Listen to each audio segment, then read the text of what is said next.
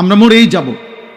মৃত্যুর যন্ত্রণার এক মুহূর্ত আমাদের দুনিয়া সব ভুলায় দিবে। হযরত নূহ আলাইহিস সালামের জামানার ওনার একজন বংশধরকে ঈসা আলাইহিস সালাম কবর থেকে তুলছিলেন। ঈসা নবীর জামানায় কিতাবের মধ্যে আছে, ঈসা নবী তখন নূহ আলাইহিস সালামের বংশধরকে জিজ্ঞেস করছিল, আপনি দুনিয়াতে কতদিন হায়াত পাইছিলেন? তিনি বলছেন 450 বছর। তখন ঈসা আলাইহিস সালাম জিজ্ঞেস করছে, হে নূহ নবীর বংশধর, আপনার চুল দাড়ি সাদা হইছে কোন বছর? 450 বছরের ভিতরে। নূহ আলাইহিস সালামের বংশধর বললেন, হে নবী ঈসা, আল্লাহর কসম 450 বছরে আমার চুল দাড়ি কোনোদিন সাদা হয় নাই। মৃত্যু পর্যন্ত আমার চুল দাড়ি 450 বছর কালোই ছিল। কিন্তু আল্লাহর কসম নবী ঈসা, মালাকুল মউত আজরাইল যখন আমার জান কবজ করতে শুরু করে, এই জান কবজের এই কয়েক সেকেন্ডের কষ্টে আমার চুল দাড়ি 450 বছরের কালো চুল দাড়ি সাদা হয়ে গেছে। দোস্ত আমার কাছে কিতাব আছে গাড়িতে, ওয়াজাআত সাকরাতুল মাউত বিল হক। ওই কিতাবের মধ্যে আছে নবীজির বিখ্যাত একজন সাহাবী হযরত আমর ইবনুল আস রাদিয়াল্লাহু তাআলা আনহু, অনেক বড় জলিলুল কদর সাহাবী ছিলেন। ইসলামের ইতিহাসে রাসূলুল্লাহ সাল্লাল্লাহু আলাইহি সাল্লামের সাহাবাদের মধ্যে সবচেয়ে বড় যোদ্ধা যারা ছিলেন তার মধ্যে উনি একজন। মিশর বিজেতা, মিশর যিনি বিজয় করেছিলেন, হযরত আমর ইবনে আস, ওনার ইন্তেকালের পূর্ব মুহূর্তে যখন উনি মৃত্যু সজ্জায়, ওনার মৃত্যু যন্ত্রণা শুরু হয়েছে, সাকরাতুল মউত, ওনার ছেলে কিতাবে লিখছে আব্দুল্লাহ ইবনে আমর ইবনুল আস, ছেলেও সাহাবী ছিলেন, বাপ পুত দুইজনই সাহাবী ছিলেন। ওনার ছেলে আব্দুল্লাহ এই মৃত্যুর পূর্ব মুহূর্তে ওনার আব্বা আমর ইবনে আস রাদিয়াল্লাহু তাআলা আনহুকে জিজ্ঞেস করলেন, আব্বা এই মুহূর্তে মৃত্যু যন্ত্রণা আপনার কাছে কেমন মনে হচ্ছে? আপনি আমাকে একটু বলেন।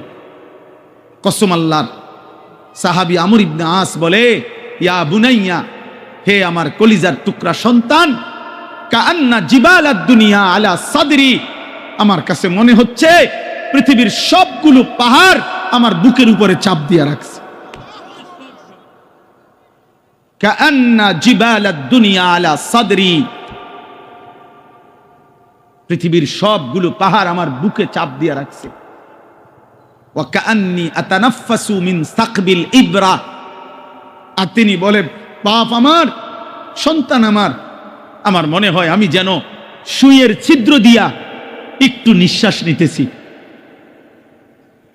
দোস্ত আমার, নবীর 60 বছরের সাহাবী যদি বলে দুনিয়ার সব পাহাড় আমার বুকে চাপা দিয়া রাখছে মৃত্যুর মুহূর্তে, 30 বছরের নাফরমান গত 30 বছর ধরে যে সুদ খায়, তার মৃত্যু যন্ত্রণা কি হবে? 365 দিনে খোদার এক বছরে যে কোনো দিন 5 ওয়াক্ত নামাজ পড়ে না, সেই নাফরমানের মৃত্যু যন্ত্রণা কেমন হবে?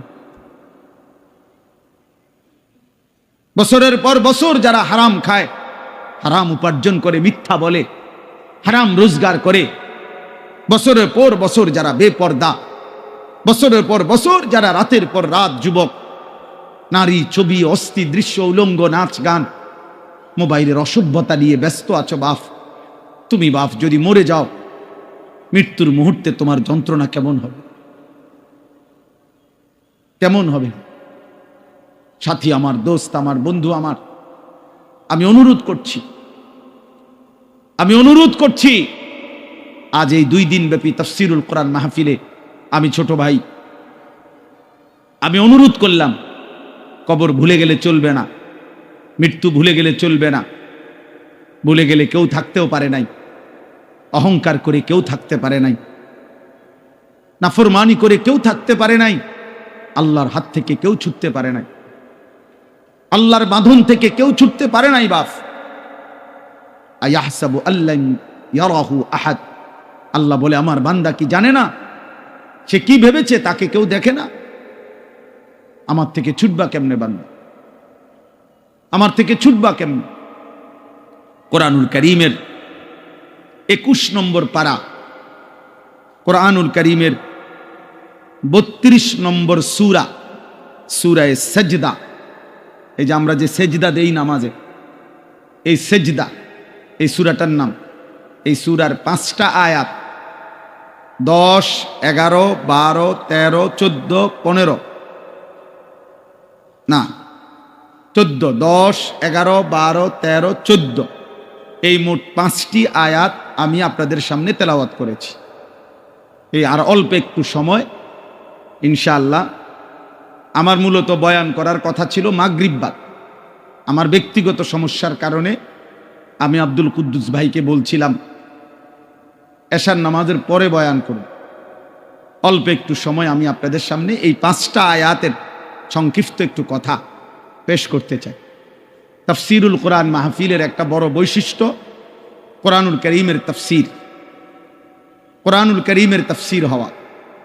কোরআনুল কারীমের তাফসীরের ক্ষেত্রে লক্ষণীয় বিষয় হলো প্রত্যেকটা বিবেকবান মুসলমানের লক্ষ্য রাখতে হবে যিনি কোরআনুল কারীমের তাফসীর করছেন তার কথার মধ্যে, তাফসীরের মধ্যে 6টি জিনিস থেকে কথা থাকতে হবে। তাফসীরুল কোরআন হইতে হবে। কোরআনুল কারীমের প্রথম তাফসীর করতে হবে কোরআনেরই ভিন্ন কোনো আয়াত দ্বারা। আমি এই আয়াতের তাফসীর করবেন তো কোরআনের অন্য আয়াত দ্বারা।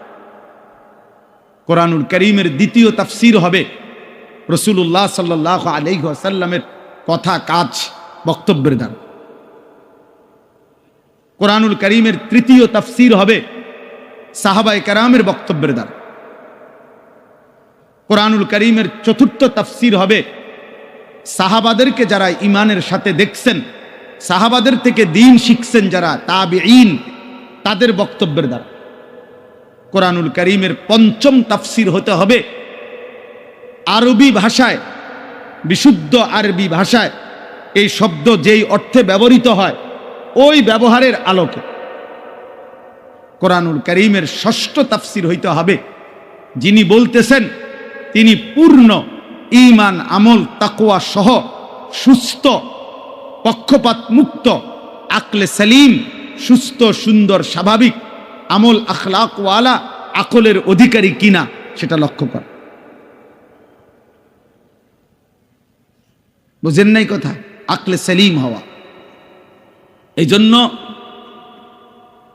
পৃথিবীতে এই 6টি মূল সূত্র থেকে বিচ্ছিন্ন কথা যত সুন্দরী হোক, জাকজমকই হোক, যত চমৎকারী হোক, সেটা তাফসীরুল কোরআন হতে পারে না। তাফসীরুল কোরআন হইতে পারে না। ব্যক্তিগত কথা, নিজস্ব চেতনা, পূর্বসূরীরা কে কি বলছেন এত কিছুর দরকার নাই। আমি বুঝছি এইটা, আমার মত এইটা। এই কথার উপরে রাসূলুল্লাহ সাল্লাল্লাহু আলাইহি ওয়াসাল্লামের কথা, সাহাবাদের কথা, তাবিঈনের কথা, আরবি ভাষার বিশুদ্ধ রীতির কোনো কথা এগুলো নাই। এগুলো বাদ দাও। আমি যেটা বলছি এটা আমি কি কম বুঝি নাকি? না, আপনি কিচ্ছুই বোঝেন না। আপনি ঘোড়ার ডিম বোঝেন, আপনি ঘোড়ার ঘাস বোঝেন, আপনি কিছুই বুঝেন না। আপনি যদি বুঝতেন তো এটা বুঝতেন যে পূর্ববর্তীদের বক্তব্যের আলোকে আপনার ব্যাখ্যা করা উচিত ছিল। এজন্য কোরআনুল কারীমের মধ্যে আল্লাহ তাআলা বলছেন, হে বন্ধু আমার, নবী আমার, কোরআনুল কারীমের অক্ষর হুবহু আমি আল্লাহ যেভাবে নাজিল করেছি হুবহু শতভাগ নিখুঁত মুখস্থ রাখা আপনার অন্তরে, এটা আমি আল্লাহর দায়িত্ব। আপনি যখনই পড়তে চাইবেন, আপনার উম্মতের সামনে পড়তে পারা, আপনার এই যোগ্যতা, এই তৌফিক আমি আল্লাহর দায়িত্ব। যখনই আপনি ব্যাখ্যা করতে চাইবেন, আমি আল্লাহ কি বুঝাইতে চাইছি এটা যদি আপনি বিশ্লেষণ করতে যান, সেই বিশ্লেষণটাও বলে দেওয়া আমি আল্লাহর দায়িত্ব। এটা আমার জিম্মাদার। লা তুহাররিক বিহি লিসানাকা লিতাজারা বিহি ইন্না আলাইনা জামআহু ওয়া কুরআনা। আল্লাহ বলেন আপনার অন্তরে কোরআন হুবহু বসিয়ে দেওয়া, মুখস্থ করিয়ে দেওয়া, আপনার জবান দিয়ে যতবার ইচ্ছা আপনার উম্মতের সামনে পড়িয়ে দেওয়া, পড়ার তৌফিক। এর একটু পরে আছে সুম্মা ইন্না আলাইনা বায়ানা। এই বায়ানা মানে অর্থ হলো, বায়ান মানে হলো ব্যাখ্যা, তাফসীর। অতঃপর এই আয়াতগুলোর তাফসীর, ব্যাখ্যা, বিশ্লেষণ বলে দেওয়া তিনটাই আমি রব আমার নিজ হাতে নিলাম। সুবহানাল্লাহ, সুবহানাল্লাহ। এজন্য রাসূলুল্লাহ সাল্লাল্লাহু আলাইহি সাল্লামের প্রতি শব্দ, প্রতি উচ্চারণ, প্রতি বাক্য সব কিছু রব কর্তৃক, আল্লাহ কর্তৃক নিয়ন্ত্রিত। তিনি যখন হাসতেন তো ঠিক কতটুকু হাসবেন এটা আল্লাহ তাআলা নবী সাল্লাল্লাহু আলাইহি সাল্লামকে সাজিয়ে দিয়েছে। তিনি যখন কাঁদতেন তো কতটুকু পরিমাণ কাঁদবেন, কি চিৎকার দিয়া কাঁদবেন, না লাফাইয়া কাঁদবেন, না গৈরাইয়া কাঁদবেন, তা আল্লাহ তাআলা বলেন, বন্ধু আপনার হাসি, আপনার কান্না, আপনার হাঁটা, আপনার চলা, আপনার উঠা, আপনার বসা, আপনার আচরণ, আপনার উচ্চারণ, আপনার রাত, আপনার দিন, আপনার সকাল, আপনার দুপুর, আপনার ঘর, আপনার সংসার, আপনার বাজার, আপনার ব্যবসা, আপনার একাকিত্ব জীবন, আপনার সকলের মাঝে জীবন, স্ত্রীর সাথে আখলাক, সন্তানের সাথে আখলাক, মানুষের সাথে আখলাক, রাষ্ট্র পরিচালনার নীতি, সব আমি আল্লাহ একটা একটা করে ঠিক করে দিয়েছি। আমি নবী সাল্লাল্লাহু আলাইহি সাল্লাম বাথরুমে বাম পা দিয়ে ঢুকতেন কেমনে? কেন? সাহাবায়ে কেরাম বুদ্ধি দিছে এই জন্য। ডান পাও দিয়া বের হইতেন কেন? ওই কয়েকজনে তুই জিগাইল হইছে কোন পাও দিয়া বাইর হইলে ভালো হয় এরপরে নাকি? না না, আল্লাহ ফয়সালা দিছে, আল্লাহ ফয়সালা দিছে। ওয়া ইন্নাকা লা আলা খুলুকিন আযীম, আল্লাহ কসম করে বলেছেন, বন্ধু আমার, দোস্ত আমার, আমি আল্লাহ কসম করে বলছি, আপনাকেই আমি আল্লাহ তাআলা চরিত্রের সম্পূর্ণ সর্বোচ্চ আখলাকের নীতি, নৈতিকতা, চরিত্র, ব্যবহার, আখলাক, উত্তম আচরণ বলতে যা বুঝায় সবকিছুর সর্বোচ্চ মাত্রা, পূর্ণ শিখর আমি আপনাকে দিয়েই, সর্বোচ্চ পূর্ণাঙ্গ চরিত্র আখলাক দিয়েই সাজিয়ে আমি আল্লাহ আপনাকে পাঠিয়েছি। আছে খুবা হামা দারান তু তনহা দার।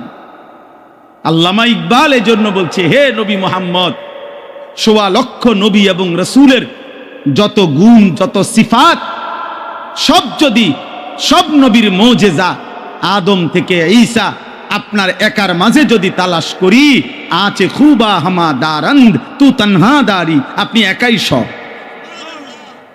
আপনি একাই সব। আপনার হাসিও সেরা, আপনার কান্নাও সেরা, আপনার সব সুন্দর, সব সুন্দর, সব সুন্দর, সব সুন্দর।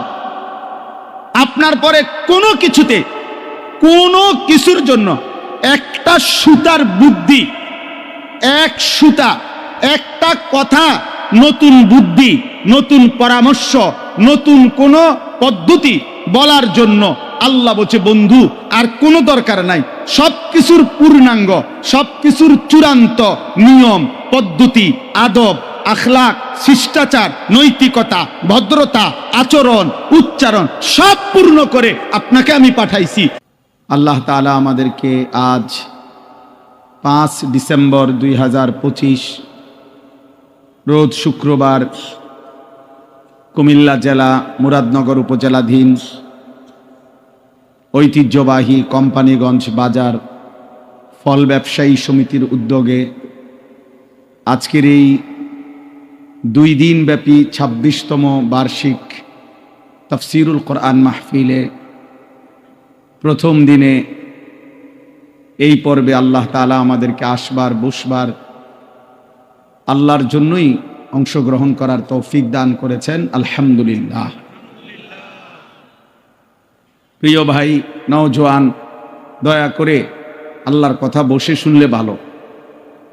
দোস্ত, এটা তো আল্লাহর কথার প্রতি আদব, এটা কোনো জনসভা না, নির্বাচনী প্রচারণা না, ভোটের কোনো ক্যাম্পেইন না। অতএব দয়া করে আমি অনুরোধ করছি, শুধুমাত্র তামাশা দেখার বিষয় না এটা। যে যতক্ষণই শোনেন, 1 মিনিট হোক, 2 মিনিট হোক, 10 মিনিট হোক আর 10 ঘন্টা হোক, দয়া করে প্রত্যেকেই বসে শোনেন। মাটির মানুষ মাটিতে বসলে লজ্জার কিছু নাই, অপমানের কিছু নাই। এজন্য ভাইয়া প্রত্যেককে বলছি, প্রত্যেক দয়া করে আদবের সাথে মহব্বতে বসেন। যদি একান্তই কেউ বসতে রাজি না হন তাহলে চলে যান, দয়া করে আমি অনুমতি দিলাম, যদি মনে করেন তামসা দেখতে আসছেন তো তামসা তো দেখলেন, এখন অনুগ্রহপূর্বক চলে গেলে ভালো হয়। জি ভাই, এটা বসতে হবে। এই যে আপনারা ফয়সালা করতে হবে, আপনারা বসতে হবে। জায়গা আছে, কেন বসবেন না বলেন? পিছনে যান, নওজোয়ান ভাই পিছনে যাও, ভাই প্রত্যেকে পিছনে যান, বসেন। একজনও দাঁড়ায় থাকবেন। এই যে কালো গেঞ্জি বউ ভাই, 1 মিনিট হোক। আমার কথা হলো যে হুজুর আমি আসছি 5 মিনিট শুনবো, 5 মিনিটে কোনো আপত্তি নাই। 5 মিনিট বসে শোনেন, 1 মিনিট বসে শোনেন, আমি অনুরোধ করছি, এটাও জরুরি আমাদের জন্য। হযরত জিবরাইল আলাইহিস সালাম প্রিয় নবী সাল্লাল্লাহু আলাইহি ওয়াসাল্লামের কাছে মানুষের সুরতে ওহী নিয়ে যতবার আসতেন ততবার নবীজির সামনে এসে বসতেন, এবং প্রত্যেকবার বসতেন কিভাবে? এতটা মনোযোগ দিয়ে বসতেন, মুখোমুখি হয়ে। হাদিসে স্পষ্ট আছে, ফাআসনাদা রুকবাতাইহি ইলা রুকবাতাইহি, অর্থাৎ জিবরাইলের 2 হাঁটু রাসূলুল্লাহ সাল্লাল্লাহু আলাইহি ওয়াসাল্লামের 2 হাঁটু মুখোমুখি একদম বরাবর করে বসতেন। তো যদি আমার 2 হাঁটু বরাবর আরেকজন হাঁটু 2টা মুখোমুখি করে বসে, তাহলে বুক এটাও বরাবর, চেহারা এটাও বরাবর, এতটা বরাবর করে বসতেন। এরপরে নবীজির সাথে কথা বলতেন। এই জন্য আমাদের এই আখলাক দরকার। এটা সুন্নাত, এটা আমল, এটা আদব। আল্লাহর কথা শুনবার ক্ষেত্রে দোস্ত, শুধু কেবল বক্তা দেখলাম, কিছুক্ষণ শুনলাম, চলে গেলাম, এটা যেন না হয়। এটা যেন না হয়। কারো সুর ভালো, কারো টান ভালো, কারো হুঙ্কার ভালো, কারো ঝংকার ভালো, কেউ চিৎকার দিলে ভালো, কেউ কান্দা কান্দা কইলে ভালো, কেউ হাসাইলে ভালো। দোস্ত আমার, এটা কোনো মাহফিলের বিবেচ্য বিষয় না। এটা কোনোভাবেই ইনসাফের কথা না যে আমি শুধু এরকম কোনো একটা কিছুর জন্য অপেক্ষা করলাম, সুর দিলে আসি, নাইলে নাই, টান দিলে আসি, চিৎকার দিলে আসি, নাই তো নাই। না বাপ, আল্লাহর কথা এর জন্য না। কোরআনুল কারীমের মধ্যে আল্লাহ তাআলা বারবার এটা বলছেন, লাআল্লাকুম তাযাক্কারুন। কেন আমার কথা নাজিল করছি? আল্লাহ তাআলা বলেন যেন তোমরা উপদেশ গ্রহণ করতে পারো। লাআল্লাকুম তাযাক্কারুন, ইয়াইযুকুম লাআল্লাকুম তাযাক্কারুন। আল্লাহ বলেন আমি ওয়াজ করছি যেন তোমরা উপদেশ গ্রহণ করতে পারো। লাআল্লাহুম ইয়াত্তাকুন, আমার বান্দারা যেন আল্লাহকে ভয় করতে পারে। লাআল্লাকুম তাত্তাকুন, যেন তোমরা মুত্তাকি হতে পারো। এইভাবে কোরআনে বলছে লাআল্লাহুম ইয়াতাফাক্কারুন, যেন আমার বান্দারা ভাবতে পারে। বহু আয়াত আছে কোরআনের এই কথা, যে আল্লাহ চায় বান্দা তুমি আমার কথা থেকে ভাবো, আমার বন্ধুর আখলাক দেখে ভাবো, ফিকির করো, চিন্তা করো, ভাবনা করো। ফাতাবিরু ইয়া উলিল আবসার, আল্লাহ নিজে বলছে হে চোখওয়ালারা তোমরা ভাবো। ফাতাবিরু ইয়া উলিল আলবাব, হে বিবেক বুদ্ধিওয়ালারা তোমরা ভাবো। ইন্নামা ইয়াতাযাক্কারু উলুল আলবাব, আল্লাহ বলেন আমার কোরআন থেকে বিবেকবানরা উপদেশ গ্রহণ করে। আল্লাহ বলছেন লাকাদ কানা ফি কাসাসিহিম ইবরাতুল লিউলিল আলবাব। আমি আল্লাহ পিছনের যতগুলো ঘটনা কোরআনে বলছি, নূহ নবীর ঘটনা, মূসা নবীর ঘটনা, নমরুদের ঘটনা, ফেরাউনের ঘটনা, আল্লাহ বলেন এগুলো কিচ্ছা বলছি আর অবসর সময় পার করছি এজন্য না, বরং ইবরাতুল লিউলিল আলবাব, প্রত্যেকটা বিবেকবান বুদ্ধিমানের জন্য যেন উপদেশ হয়, নসিহত হয়।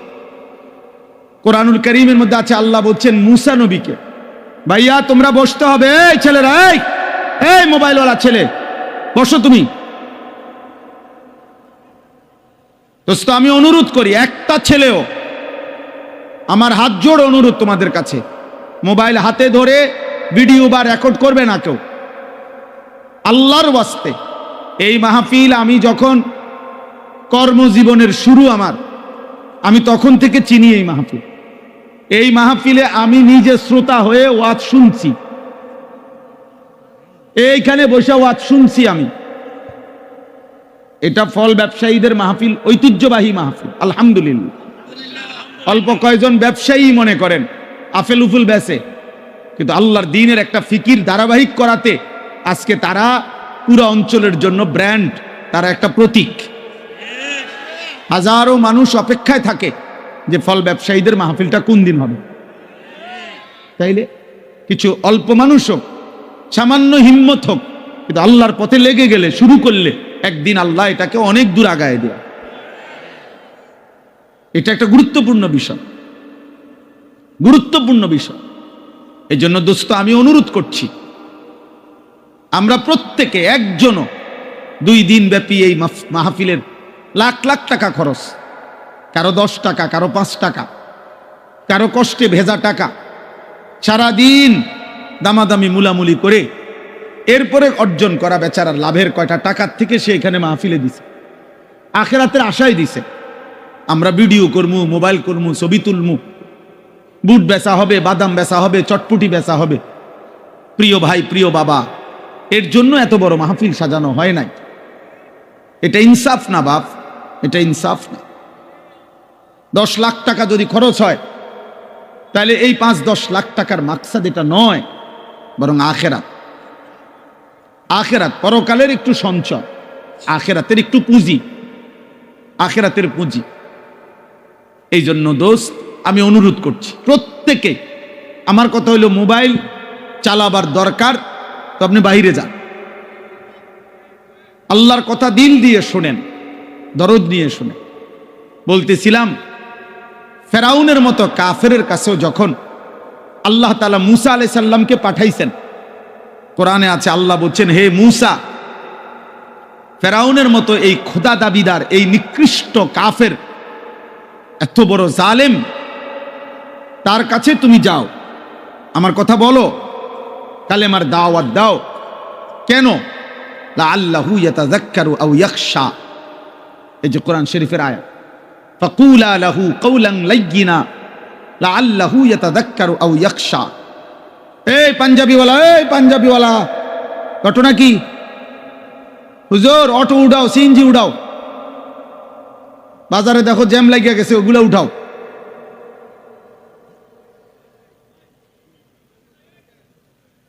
এই জন্য বললাম, আল্লাহ তাআলা বললেন মুসাকে, তুমি ফেরাউনের কাছে আমার দাওয়াত দাও, কালেমার কথা বলো। কেন?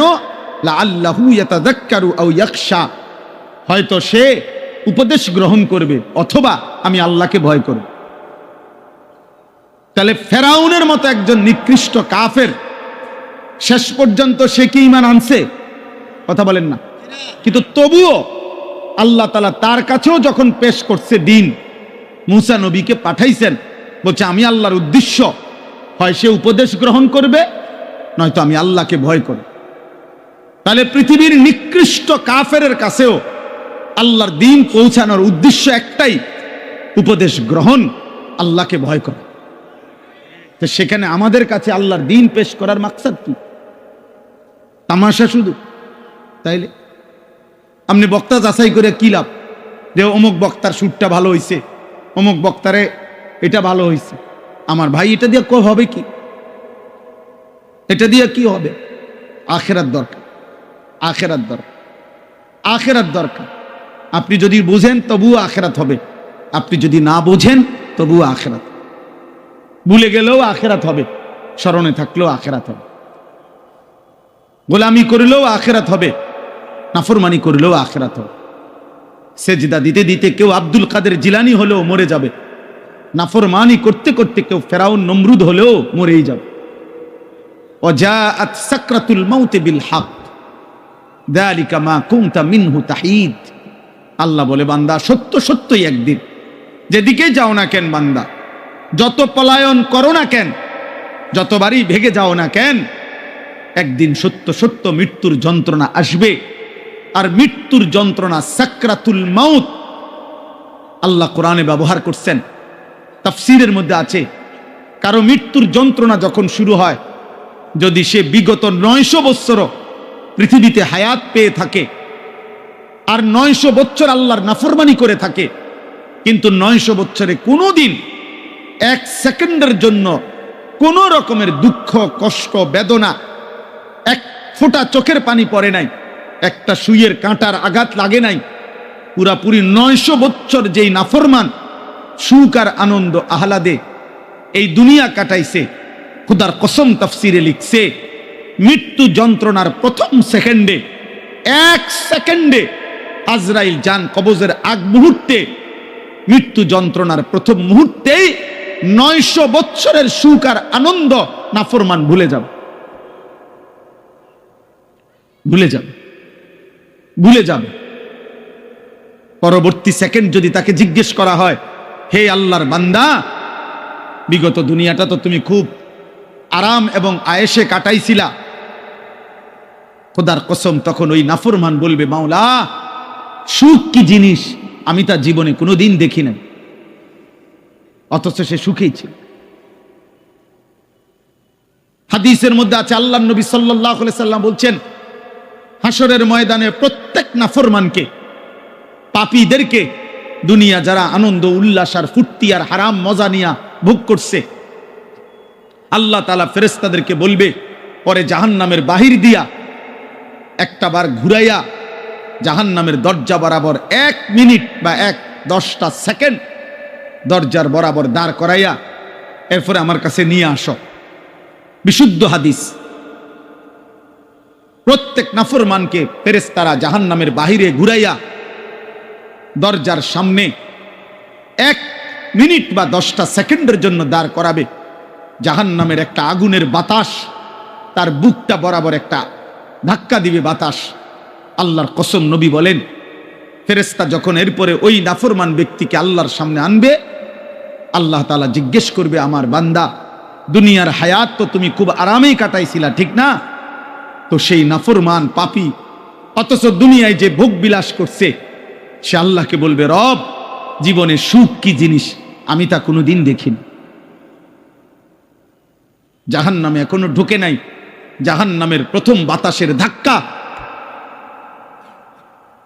প্রিয় ভাই, প্রিয় বন্ধু, দুনিয়া ভুলাই দেব, সুখের দুনিয়া, সুখের দুনিয়া। এখনো অনেক ছেলে মাঝখানে মোবাইলের ছবি তুলাইতেছ,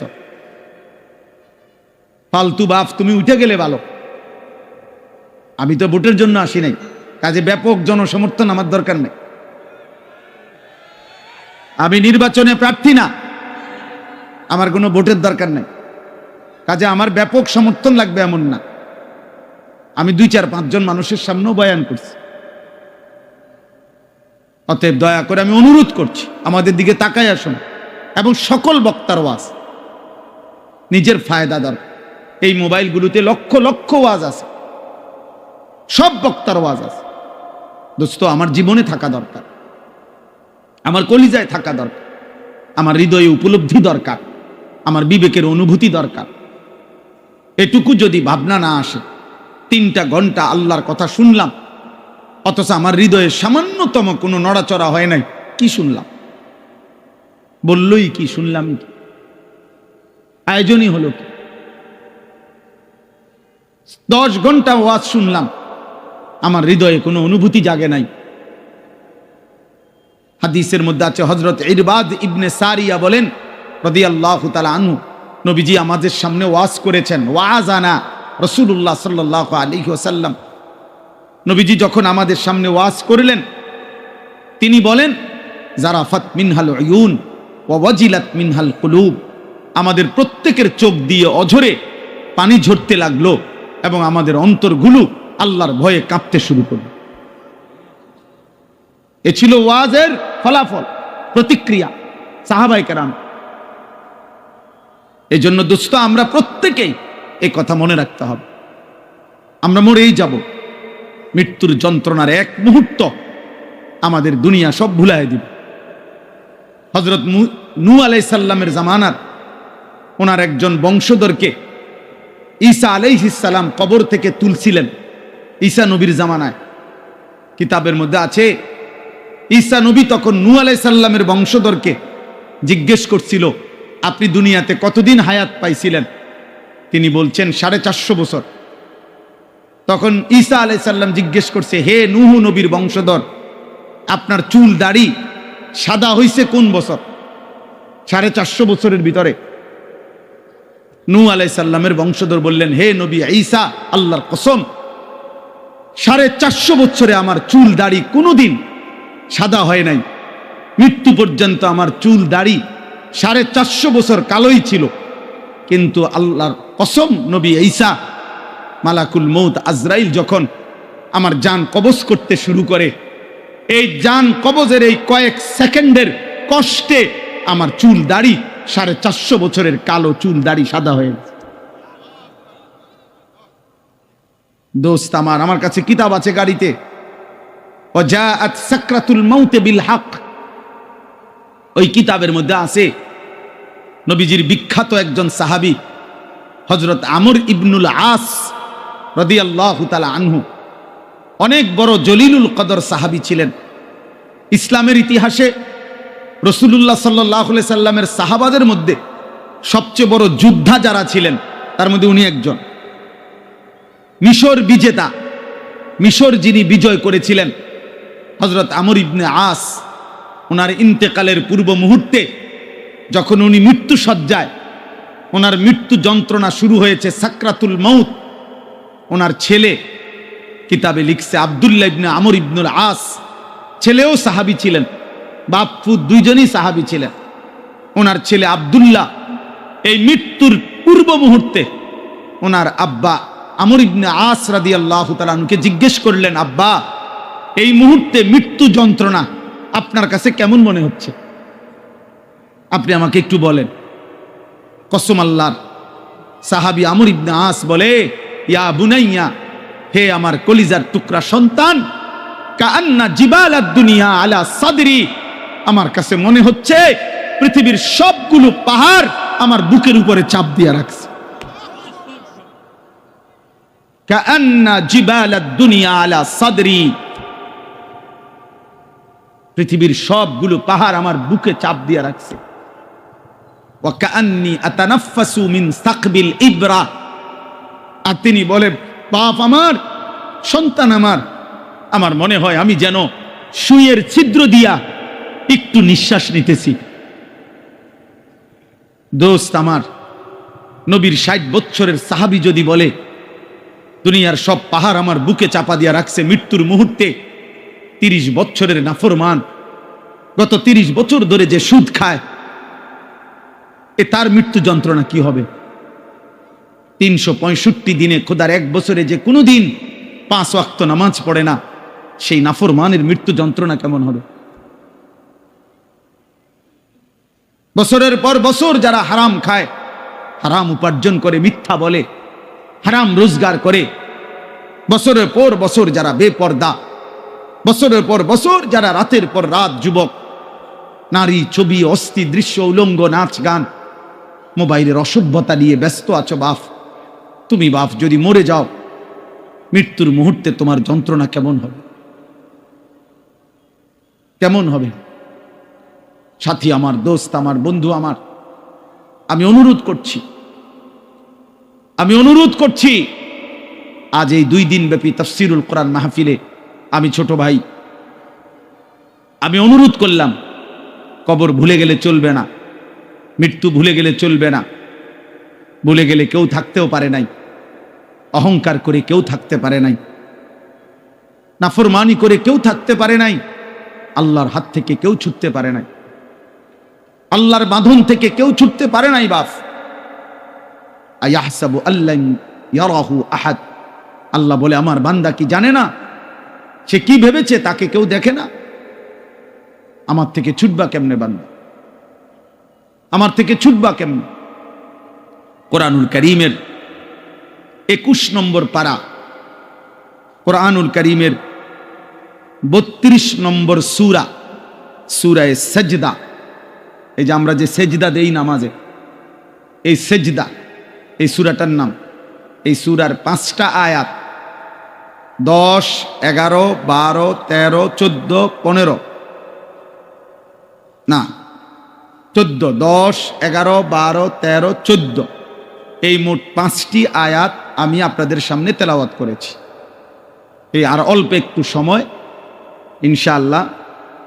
আমার মূলত বয়ান করার কথা ছিল মাগরিব বাদ। আমার ব্যক্তিগত সমস্যার কারণে আমি আব্দুল কুদ্দুস ভাইকে বলছিলাম এশার নামাজের পরে বয়ান করব। অল্প একটু সময় আমি আপনাদের সামনে এই 5টা আয়াতের সংক্ষিপ্ত একটু কথা পেশ করতে চাই। তাফসিরুল কোরআন মাহফিলের একটা বড় বৈশিষ্ট্য কোরআনুল কারীমের তাফসির, কোরআনুল কারীমের তাফসির হওয়া। কোরআনুল কারীমের তাফসিরের ক্ষেত্রে লক্ষণীয় বিষয় হলো প্রত্যেকটা বিবেকবান মুসলমানের লক্ষ্য রাখতে হবে যিনি কোরআনুল কারীমের তাফসির করছেন তার কথার মধ্যে, তাফসিরের মধ্যে 6টি জিনিস থেকে কথা থাকতে হবে। তাফসিরুল কোরআন হইতে হবে। কোরআনুল কারীমের প্রথম তাফসির করতে হবে কোরআনেরই ভিন্ন কোনো আয়াত দ্বারা। আমি এই আয়াতের তাফসির করবেন তো কোরআনের অন্য আয়াত দ্বারা। কোরআনুল কারীমের দ্বিতীয় তাফসির হবে রাসূলুল্লাহ সাল্লাল্লাহু আলাইহি ওয়াসাল্লামের কথা, কাজ, বক্তব্যের দ্বারা। কোরআনুল কারীমের তৃতীয় তাফসির হবে সাহাবায়ে কেরামের বক্তব্যের দ্বারা। কোরআনুল কারীমের চতুর্থ তাফসির হবে সাহাবাদেরকে যারা ঈমানের সাথে দেখছেন, সাহাবাদের থেকে দ্বীন শিখছেন যারা তাবিঈন, তাদের বক্তব্যের দ্বারা। কোরআনুল কারীমের পঞ্চম তাফসির হতে হবে আরবি ভাষায়, বিশুদ্ধ আরবি ভাষায় এই শব্দ যেই অর্থে ব্যবহৃত হয় ওই ব্যবহারের আলোকে। কোরআনুল কারীমের ষষ্ঠ তাফসির হইতে হবে যিনি বলতেছেন তিনি পূর্ণ ঈমান, আমল, তাকওয়া সহ সুস্থ, পক্ষপাত মুক্ত, আকলে সালিম, সুস্থ, সুন্দর, স্বাভাবিক, আমল আখলাকওয়ালা আকলের অধিকারী কিনা সেটা লক্ষ্য কর। বুঝেন নাই কথা? আকলে সালিম হওয়া। এই জন্য পৃথিবীতে এই 6টি মূল সূত্র থেকে বিচ্ছিন্ন কথা যত সুন্দরী হোক, জাকজমকই হোক, যত চমৎকারী হোক, সেটা তাফসিরুল কোরআন হতে পারে না। তাফসিরুল কোরআন হইতে পারে না। ব্যক্তিগত কথা, নিজস্ব চেতনা, পূর্বসূরীরা কে কি বলছেন এত কিছুর দরকার নাই। আমি বুঝছি এইটা, আমার মত এইটা। এই কথার উপরে রাসূলুল্লাহ সাল্লাল্লাহু আলাইহি ওয়াসাল্লামের কথা, সাহাবাদের কথা, তাবিঈনের কথা, আরবি ভাষার বিশুদ্ধ রীতির কোনো কথা এগুলো নাই। এগুলো বাদ দাও। আমি যেটা বলছি এটা আমি কি কম বুঝি নাকি? না, আপনি কিচ্ছুই বোঝেন না। আপনি ঘোড়ার ডিম বোঝেন, আপনি ঘোড়ার ঘাস বোঝেন, আপনি কিছুই বুঝেন না। আপনি যদি বুঝতেন তো এটা বুঝতেন যে পূর্ববর্তীদের বক্তব্যের আলোকে